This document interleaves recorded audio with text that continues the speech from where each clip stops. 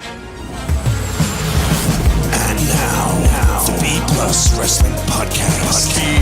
Watch global. Support local. It's the B Plus Wrestling Podcast. The move. You might not be an A, but you are a B plus. Check it out. Here we go. You wanna mess with us? That's what's funny on the ground. What's up, ladies, gentlemen, boys and girls, children of all ages, and welcome to the most must-listen-to WWE podcast in Australia. Welcome to the B Plus Podcast. My name is C-Jaii, and I am the lonely one. That's right, I am flying solo with a view from the WWE universe from now on. We'll have a couple of guest hosts coming on, but for now, it's just me. So enjoy talking and rambling about a WWE product for the next whatever so minutes, I guess. Yeah, we're flying solo as we head straight in towards Super Showdown, which obviously is already a fucked up show. But we will talk Monday Night Raw. So, of course, the show opening with Brock Lesnar, Kofi Kingston, and Seth Rollins. The brand split pretty much looks done, which is, in my opinion, pretty fucked up. I would much rather to have Kofi remain on SmackDown, Seth on Raw, have Brock travel between the two shows because that's who he is. But that's probably too much for his schedule because he seems to be a lazy fuck at the moment. Although we have seen him for 2 weeks in a row, so that's always good, I think, for people who are apparently Brock Lesnar fans. But of course, the show opens, Seth and Kofi awaiting the decision, only to have a Brock party. I love the shirt so much, but I hate the briefcase. Brock Lesnar has modified the briefcase so it's a little speaker. He plays the tunes of both Seth and Kofi and making a little joke of it, doing his little daddy dance, which, in all honesty, don't do that ever again. That was really strange and unnerving to watch. However, we saw Seth Rollins walk out of the ring. He obviously wasn't happy. Then out walks Brock Lesnar as well. And enter Dolph Ziggler. Dolph Ziggler attacks Kofi Kingston from behind once again. Xavier Woods to make the save. They brawl around the ring. And they sort of have their own, showdown after Kofi Kingston returns with a chair to sort of run off Dolph Ziggler and to have a little bit of more momentum heading into Super Showdown. Now, with Lesnar fully embracing the meme that he has created with his jam-out sessions, this was a good decision. It gives him more personality, but overall, he should have done something like this years ago. He just doesn't have that hook that drives people in. Now, I know Raw ratings were up a little bit this week, which was really strange considering it was still a shitty show, but they're slowly climbing. SmackDown climbed as well, but they are still below the 2 million in the ratings because probably everyone's watching it online, so they don't get the TV ratings, which is obviously what most people do. Wink, wink, nudge, nudge. However, we have this build towards Super Showdown with Kofi and Dolph should remain on SmackDown Live, not have them on both shows. It was kind of frustrating this week. But that was pretty much it. So, obviously, Brock's not done for the night. Then we get Shane McMahon comes out, flanked by Drew McIntyre, announced that he will be wrestling Monday night against a member of the Samoan dynasty. That includes Roman Reigns. Reigns' cousin, Lance Anoa'i, I hope I'm saying that right, comes out to fight. But of course, Drew McIntyre slams him around, throws him around, pretty much beats the shit out of him. This was just weird. I personally think they should have had one of the members, one of the Usos, or they could have had someone from NXT. So, Daniel Vito could have come up front for this session. Obviously, not ready enough, but that should have been the opportunity. There are plenty of guys there that could have had this opportunity. But instead, they gave it to someone who, personally, I've never heard of, so it was really strange.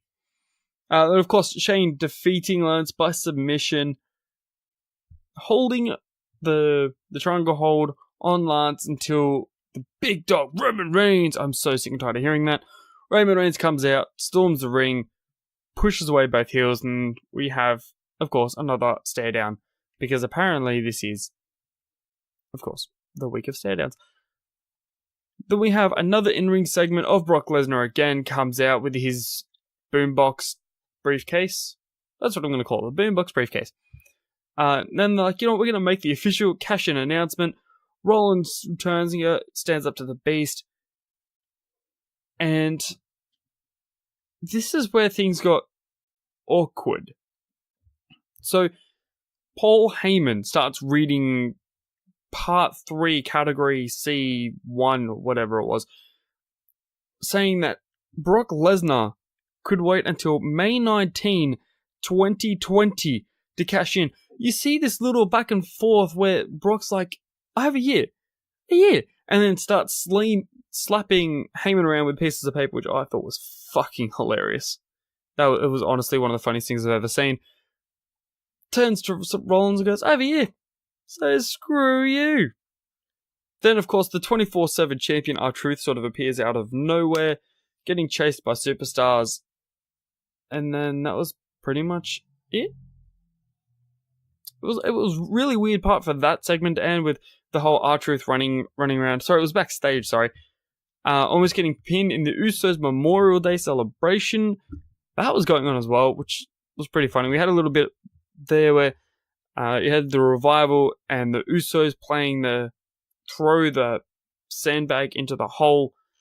There was a bit of friendly rivalry there, but you could tell it was getting heated. So that feud's not over, obviously. Then we get the Iconics versus the uniconic duo of Becky Lynch, the Raw Women's Champion, and Nikki Cross. What the fuck are they doing with Nikki? You're ruining her. Send her back to NXT, please, because she was obviously so much better down there. Because it seems like this sort of... I would put it as making her a bit more sane. Even though she does crazy. She does crazy really, really well. But they're not letting her show that anymore. It just seems like they're going through a gimmick change. She doesn't know where she's at. It seems like creative doesn't know where she's at. So it's just really, really strange. And to have Becky Lynch and Cross, of course, get the win over the Iconics via pinfall, it was really strange. Like, the Iconics are the women's tag team champions. They fucked up the men's tag team division, and they're starting to fuck up the women's ones by having them lose to people who aren't even tag teams. It's the Blackishay moment all over again, where Ricochet and Aleister Black came up from NXT, and they didn't lose a single match for ages. And they were just handing losses to the Revival. They were handing losses to the Bar, and it was just... I didn't understand. They're copying the NXT treatment. These girls deserve a lot better. Vince, get your head out of your ass and help them. The next match, of course, is Cesaro vs Ricochet. Personally, I didn't find this bad at all. These guys are perfect. Cesaro is one of the most amazing people to work with new talent. His matches with Sami Zayn, his matches with Ricochet are fantastic. His matches down in NXT were absolutely beautiful. And of course, he is wearing the trunks that were originally designed for Sheamus as well. I'm not sure if many people have read or have heard, but the rumors going around that Sheamus is actually dealing with a neck injury very, very similar to what Edge has. So this could prevent Sheamus from getting back in the ring at all. But I suppose we'll see how things go. Then we get the Fatal 4-Way Elimination match, which is an elimination because there are 4 people and there's an elimination in this match. And they had to remind us every 2 fucking seconds that it's elimination. Only for this damn match to end on the first fucking pinfall. What the fuck? This is one of those stupid bookings that I don't think I've ever seen anywhere else.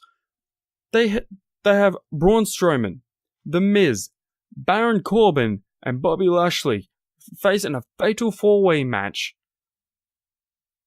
In a Fatal 4-Way elimination match. It was supposed to be elimination. Now, of course, AJ Styles was supposed to be in this match. However, he has been injured. By the sounds of it, he's got a shoulder injury. So they replaced him with the be-all and end-all in WWE, Baron Corbin, who did attack AJ Styles in the locker room this week, getting his payback for the slap from last week. Which, again, I didn't understand that situation either. But, of course, we got the Fatal 4-Way Elimination match. Let's take a shot for every time WWE, or I, said elimination during this entire segment. Because apparently an elimination match should involve eliminations.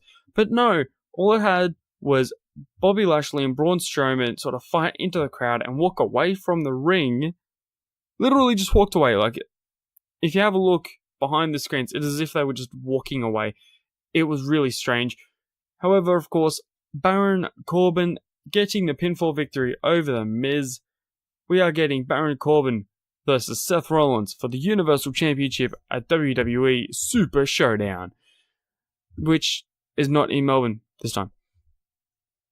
And then we get the Firefly Funhouse, which in my opinion is the best fucking thing to happen on Monday Night Raw and SmackDown and 205 and WWE in general, because Bray Wyatt is honestly everything right now. He is holding up this division. One of the things that get me involved in the most, and even his little tingle that he has right at the beginning of Firefly Funhouse gets everyone's attention. He's got a new persona, which is called The Fiend, which is the mask. I believe it's just the mask, but he held up a paper plate with the smiley face, which just reminded me of the Joker. So it was really cool. And he has a limbo party, which he did that creepy ass fucking spider walk. He's saying, "Let me in. Let me in. Let me in." It's really strange. I want to know what this let me in thing is. If you've got any ideas, I'd like to hear what your ideas are for in the comments. That would be great. And then we get the third hour of Raw where they turn off the screen. They turn off the lights around the ring, on the ring posts. The lights form mostly on the ring, not outside the ring, so there's less distractions. This third hour just deserves to be cut because WWE are doing a shocking job with their entire product at the moment.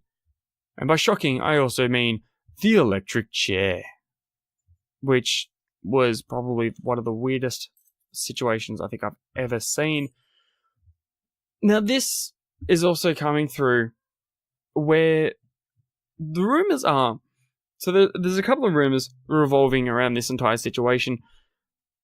Sami Zayn was the first guest on the electric chair, which just seems to be that you can walk through the crowd and get questions answered. One of the questions that should have been asked, according to Sami Zayn, was, "You could have asked me about AEW." Now, did he go off script? Or was this part of it? We've had conflicting reports all over the internet. So of course, you've got the Wrestling Observer, Alvarez, and Uncle Dave have both turned around and said that, well, one saying that it was a work, one was saying that it wasn't. So it's up in the air. Reports have gone out saying that Vince is absolutely furious regarding this. Of course, All Elite Wrestling had the Double or Nothing pay-per-view a couple of days before Monday Night Raw. By golly, it was a great pay-per-view. I will admit, it has been better than anything that WWE has put on as of late, and that is coming from a WWE super fan, I guess you would say. So, to be honest, this was one of those moments where it leads into a theory. Could WWE and All Elite Wrestling be working together, similar to how WWE and WCW were back in the 90s? Could they be working together? Could they have loaned them Chris Jericho and Dean Ambrose, or John Moxley as he's now called, and a bunch of other guys to say, including Ty Dillinger's Sean Spears, but he's gone on to say his contract is not done. His contract is done with WWE. Could they have just loaned out these superstars to get AEW off the ground? To sort of build that AEW versus WWE war that everyone has been talking about? Is WWE really at war with All Elite Wrestling? It'd be interesting to see how this fell down in the next coming weeks. Rumors are that Sami Zayn will be suspended for this, so it all sort of comes to terms on whether we see him next week on Monday Night Raw. And I personally would like to see him back, because I believe that that was part of the scripts. Was that all they mentioned? And of course, he goes on to mention a couple of things about Ginger Snaps, which is, I'm pretty sure, his tag team name with Becky Lynch when they were part of the Mixed Match Challenge. And he goes, are you asking about Becky Lynch, or are you asking about Seth Rollins? And of course, Seth didn't like this, stormed the ring, threw out and broke Corey Graves' electric chair after one use. The thing was probably made overseas. And we get Sami Zayn versus Seth Rollins in the main event, non-title match, mind you. And of course, Rollins defeating Sami Zayn via pinfall, which was a decent match. The opening promo was an absolute mess. It didn't make any sense. No questions were really answered. I feel bad for the guy who got threatened to get punched in the face by Sami Zayn. Like, that was uncalled for. It just sort of set up a main event, and it was just really bad. Really bad. But of course, ratings for Raw up a tiny bit this week. Of course, the introduction of the new 24/7 Championship was announced straight after Money in the Bank, which was last week. And it was really strange. I believe that this is all just to build around that. Sort of gives a little bit more hyping before that for the ratings. But outside of that, I don't see where the ratings jumped in this week. We'll head over to SmackDown Live after a quick message from our sponsors. Promotional consideration paid for by the following. Hey everyone, just want to take a second to tell you about one of our new sponsors, OUTBREAK NUTRITION. OUTBREAK NUTRITION are creating supplements for survival, sharper minds, quicker reflexes, all the energy you need to take your performance to the next level, whether that be on the field, in the gym, on the gaming field. That's right, they have specifically designed gaming supplements as well to help you focus on those late night sessions. They even sell coffee, you guys, at OUTBREAK NUTRITION. You can get coffee pods, you can get coffee beans, you can get supplements for the bedroom as well if you want to enhance your performance there. These are performance enhancing supplements for every aspect of your life, specifically designed by gamers, for gamers, to stay fit and healthy in the gym, to stay sharp and focused on the game, and to dominate in all areas of life. So check out OUTBREAKNutrition.com, and for being a listener of our podcast, they will give you 10% off your order when you enter the code B+. That is BPLUS at checkout. So make sure, if you want to stay on top of your game, if you want to take your performance to the next level, OUTBREAKNutrition.com, enter the code B+ at checkout. Hey guys, just a reminder, if you want to hear all of these wonderful B+ podcast episodes completely ad-free, make sure you head over to Patreon or Podbean, where we are the featured podcast this week. You can subscribe for as little as $1 a month up to $10 a month, where anything you want to help us with, it really helps out. It's going to help us grow the site. It's going to help us redesign some things, and everything that we get through this and through the advertising as well is all going straight back into the podcast so that we can get Aussie Graps out there for the rest of the world to hear about, for the rest of the world to see, so we can grow this mission of watch global, support local, and build indie wrestling. So if you want to be a part of that and get some really cool rewards like call-in shows, bonus episodes, ad-free like I mentioned, then head over to patreon.com/theb+ and subscribe today. And we're back, ready for an abysmal 2 hours of SmackDown Live. And by abysmal, I mean horrendous. And by horrendous, I mean probably one of the worst SmackDown Lives I think I've ever seen. Now, I'm quite negative. I'm normally the most positive guy in the room when it comes to WWE products. But I'm starting to agree with Danders and Greg Unchained, where I say that WWE is flushing down the toilet. Of course, I'm continuing watching it because I'm a huge fan, but Jesus Christ, guys, get your act together. That's all I have to say. It was stupid. This week was horrendous. So, SmackDown Live opens up with a Shane McMahon appreciation night announcement because he is the best in the world, and it appears on any brand he wants because he is the son of the billionaire. The show opens with Kevin Owens comes out to say that he had nothing to do with the attack on Big E last week. There are a couple of ideas that this could happen. This could be playing into the Bray Wyatt scenario, I guess, that we had a couple of weeks ago that I pitched, where it was actually Bray Wyatt that hung Sami Zayn upside down at Money in the Bank. It was Bray Wyatt who attacked Big E. Like, that's one of those things. Is I personally think Bray Wyatt's behind it all. So I would like to see that, and a couple of superstars just keep going missing and keep getting attacked. And a couple of weeks later, out pops Bray Wyatt, and he's like, "Yowie, wowie! I'm sorry, that wasn't me. That was the Fiend." And that's probably the easiest thing I could explain for these ones, is it's Bray Wyatt. That's what I'm going with. First match of the night was a Money in the Bank rematch, Kevin Owens versus Kofi Kingston in a non-title match. Of course, Kofi Kingston getting the victory. This was a really, really good match. I always enjoy these guys. Kofi did not look like he was going to get the win in this one, but by the looks of this, he is now flying through a 13-match winning streak. That's right. He's catching up, Kurt Hawkins. It's not a losing streak, though. This is a winning streak. Kofi Kingston is on a roll, which is awesome. Daniel Bryan's, however, the voice of the voiceless, the speaker of the truth, probably one of the most truthful men on the WWE roster right now, walking out to say the SmackDown Tag Team Division is a joke. And everyone agreed with him. Everyone. It's one of those things where you sort of got to sit back and laugh because you know he's right, but then you've also got to shake your head and facepalm because you know that that's creative as well, going, "Hey, we fucked up. We're shit."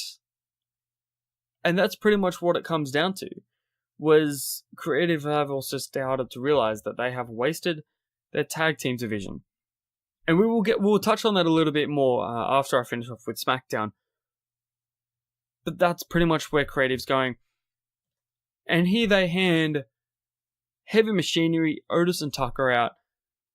They come out to say that they get in the faces. They want the titles. Brian's like, yep, alright, we'll defend. But not in a state with fracking. Because fracking's a bad thing. So, of course, we're getting a future title match. Heavy Machinery versus Daniel Bryan and Rowan. Could be an interesting match. 4 hard hitters. Be decent enough, I guess. Then we get Mandy Rose and Sonya Deville walking around backstage handing out Hers magazines, where Mandy Rose is on the cover of a magazine, so congratulations to you as well. And it will go out to you because fantastic cover, I suppose. But, of course, I don't think we really get that magazine here in Australia, so I wouldn't really know what it is. I think it's Women's Fitness. But congratulations, you're on the front of a cover. Of course, you interrupted Ember Moon, however, who was reading Dr. Jekyll and Mr. Hyde. So I believe that she was reading the better book. It was weird. So it looks like they're setting up a little feud between Ember Moon and Mandy Rose as well. Then, of course, we get Carmella versus Mandy Rose. This stems from Money in the Bank after Mandy Rose was a little bit sloppy with kicking the ladder. So there's a little bit of heat coming into this match. Truth is on the screen, of course, running around trying to protect his title. Hides in photo booths until Drake Maverick finds him, gives chase back into the arena. Which, I do like the 24/7 title. I like the concept of it. But don't use it to interrupt matches. Don't use it to interrupt appreciation nights. Don't use it to interrupt something that could be, decent. Use it on Instagram. Use it on Facebook. Use it on YouTube. You have social media now for a reason. You have 1 billion followers on social media, WWE. What the fuck are you doing by interrupting the Shane McMahon Appreciation Night with a 24 Championship title match? I love the idea. I just don't like how they've done it. I do personally believe that it needs to happen more on social media. They claim it's supposed to be 24/7, but we haven't had a single defense on social media. I mean, hell, you could even interrupt a live stream on the WWE Network with a pinfall. And that's all it could be. That's all it needs to be is a 5-second video, pinfall, change, done, there you go, new champion. But no, that doesn't happen, because nobody likes Shane McMahon, including myself, where we head into Shane McMahon's Appreciation Night. Shane appreciates Shane more than anyone else, which is obvious by having Greg Hamilton do the best in the world segment every single damn time. Puts together a little video package, and then he's like, hey, does anyone think that they're better than me? No, because I'm the best in the world. I'm a humble man. So it's really strange. This entire thing was very odd. It was very odd. Then we get a little segment with Aleister Black, who he's calling and begging. He's waiting for somebody, anybody, to pick a fight with him. This is what I don't understand. When he's asking for somebody to pick a fight, why doesn't he get in the ring and ask for someone to pick a fight? This is creative, doing creative things, having him sit behind a monitor and a screen and record a bunch of promos and say, we'll give you something when we can think of something for you. That's pretty much it. They're keeping these vignettes to remind the crowd that Aleister Black is indeed still there, but not doing anything with him. And it's really, really frustrating. But could we see Aleister Black versus Bray Wyatt as one of the first ones as well? It's up in the air. They're both really good competitors. It is a match I would like to see. Would be pretty good. And then, of course, we have the actual matches for SmackDown Live as well. We have the first 24/7 championship defense. That is right, a first official defense where R-Truth retained against Drake Maverick, who was hunting down R-Truth for weeks, or a week, handing out wanted posters and stuff like that. And of course, you get right in the middle of the Shane McMahon Appreciation Night, Drew McIntyre, Elias, and Shane McMahon all beat the holy hell out of R-Truth, and eventually having R-Truth get pinned by Elias. Now, this is Elias's first championship reign in the WWE, and it lasted less than an hour. This man has sold tickets. He has sold merch. He's been on posters, but he has never won a championship. There could be something backstage where he's like, you know what, I don't care, don't give me a title.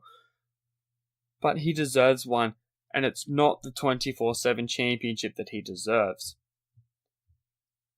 But of course, Shane McMahon, being Shane, after Elias wins, goes, you know what, I'm suspending the 24/7 rules until after the match because Elias needs to focus on the main event, which was officially made R-Truth and Roman Reigns versus Drew McIntyre and Elias. So that was strange. Then we get Bayley, the new SmackDown Women's Champion, versus Lacey Evans from Raw. For some reason, she's jumped ship. Even though, yes, this is the wildcard rule, but it's so stupid. We have Lacey Evans and Charlotte spill some tea as they have a little tea party in the locker room backstage. Probably one of the weirdest segments I think I've ever seen. But of course, it was a decent back and forth match between Bayley and Lacey Evans. Charlotte was on commentary, and you get Bayley eventually did attack Charlotte Flair, and pretty much laid out a little bit of stuff where it was Charlotte and Lacey Evans went face to face. Charlotte leveling Evans with a big boot to the face, having a few refs break them apart. But it looks like we're getting a blonde versus blonde, which is interesting. It's really strange. And then we get the main event of the night, Roman Reigns and R-Truth versus Drew McIntyre and the 24/7 champion, Elias. It was an okay-ish match. Of course, Shane sort of getting involved a little bit. It was really strange. This match was pathetic. Of course, Roman Reigns pinning Elias after attacking Shane for getting involved. We have this little sort of back and feud. Roman Reigns gets the pin over Elias, then spears Elias for good measure, and pushing R-Truth towards pinning Elias. R-Truth is once again the 24/7 champion. We had 2 new champions this week, or 2 title changes this week on the same show within the hour. What? Make one a show and then do the rest on social media, because that's all you deserve. Personally, that's all I can think about. It's just weird. I don't get the 24/7 title. I think the title looks like trash. They could have come up with something new, but no. Then we head over to 205 Live, where we get Mike Kanellis defeating Brian Kendrick by a pinfall. Tony Nese talking backstage to Drake Maverick, who was just on SmackDown. Akira Tozawa joins the meeting and Nese talks up a hot streak. Tozawa is on and says that he doesn't want to wait for a number 1 contenders match. He formally requests a title match against Akira. Drake says he's got a lot on his plate, being the 24/7 championship, and he doesn't want to make any rash decisions, but he'll take it into consideration. Noam Dar defeating some enhancement talent, of course. Does an interview, scoffs the idea about being back on track, saying he's never been off the tracks. One Lorcan talks a quick promo as well. Then Humberto Carrillo defeating Jack Gallagher. So that was pretty much 205. Still do a better product than 80% of the main roster. We have the announcement that The Undertaker is going to be returning to Monday Night Raw next week, presuming to set up his match against Goldberg at Super Showdown, where the Legends title should have been announced. Definitely should have been there. But yeah, it's really strange. So Undertaker's coming back to set up a feud with Goldberg. I'm pretty sure it's Goldberg. Otherwise, their advertising has been so off. But it's... yeah, cool. Undertaker's coming back. Way to try and boost your ratings, guys. Now, we're going to head into a couple of bits of news. So I'll put a little dingle here. That sounded probably very, very horrible. 2 new signings from WWE. 2 former Impact stars, actually. You guys, I'm not very familiar with these guys, but a lot of you guys will know them. Andrew Thornstowe and Lust of the Legend, collectively known as Reno Scum. Guys who have been tags for years. They have been wrestling in Impact, in Global Force Wrestling, if you ever remember who GFW was. They lost the finals to the Singh Brothers, or the Bollywood Boys, whichever you want to call them. In the WWE, they lost in the Global Force Wrestling Tag Team Championship Tournament just before making their debuts in Impact. So, WWE are trying to sign these guys. Reno Scum Thornstowe, so Thornstowe on Twitter, tweeted out, before it hits the dirty sheets, Legend and I may sign with WWE this week. Oi. May sign though. This is coming under severe scrutiny. Double or Nothing was last week. And if you guys notice, 50% of their matches on Double or Nothing were tag team matches. WWE have shit tag teams right now. They're not running their tag team division as a tag team division. Could potentially WWE trying to scurry up all of the solo artists, I should call them, the unsigned contracts for tag teams, and trying to push a bigger tag team division? They need to start pushing people who are in their own division already. You've got the Good Brothers, you've got Revival, you've got the Usos. Yes, they're all getting TV time, but they're not getting pushed as the tag teams they need to be. Personally, I think the tag teams on both Raw and SmackDown need to have better spots.